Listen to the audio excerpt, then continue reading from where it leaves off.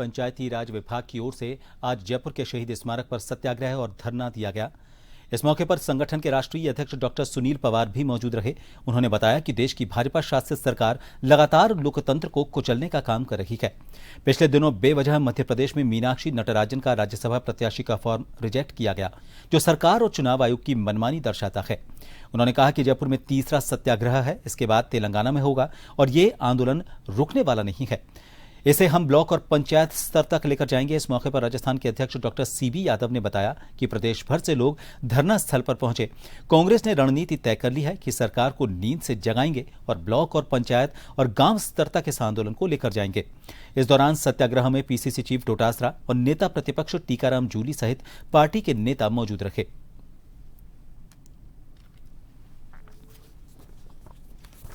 हम सबका ये भी संकल्प है, हम साधनों की सूचिता का ध्यान रखेंगे।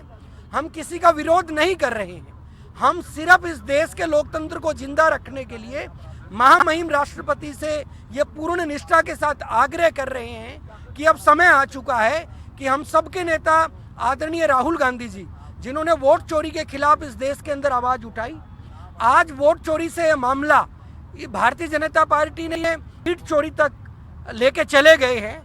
और हमारा ये भी भय है कि आने वाले समय में ये इस देश की पूरी लोकसभा को, राज्यसभा को चोरी करने वाले हैं, यानी पूरा हाउस को चोरी करने की व्यवस्था इन्होंने की है। चुनाव आयोग पूरी तरह से खत्म हो चुका है, एजेंट बन चुका है। हम सत्याग्रह कर रहे हैं, अहिंसा के रास्ते पे हैं, लंबी लड़ाई के लिए तैयारी कर रहे हैं और इसी तैयारी के तहत आज जयपुर में लोकतंत्र बचाओ सत्याग्रह है, जिसमें तमाम हमारे पूरे राजस्थान के कार्यकर्ता आए हैं, सत्याग्रह आए हैं, जिसका चला रहे हैं। और ये संकल्प यहाँ से जिलों में, गाँव में बड़ी मुहिम, ये लड़ाई की तैयारी आज छोटी नहीं है। सत्याग्रह एक लोकतंत्र को बचाने की प्रक्रिया है।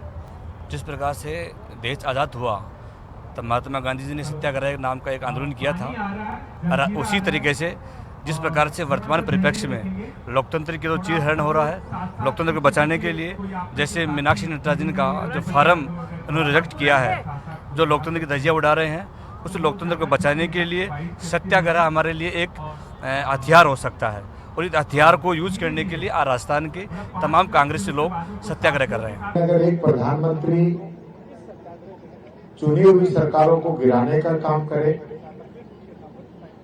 दूसरे दलों को तोड़ने का काम करे,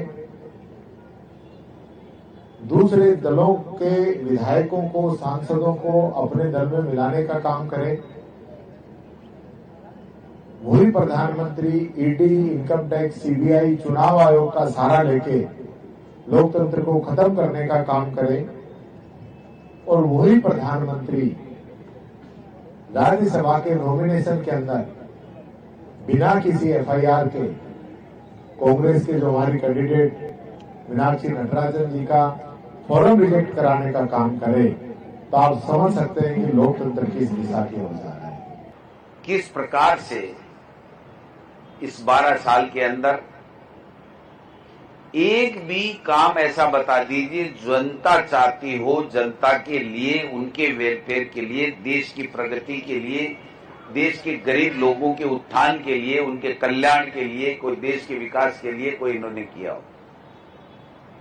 विदेशों में घूमना, अपने एक दो मित्रों के लिए काम ढूंढना, उनको सेट करना, कहीं उड़ गए अमेरिका में तो अपने आप को समर्पण करना,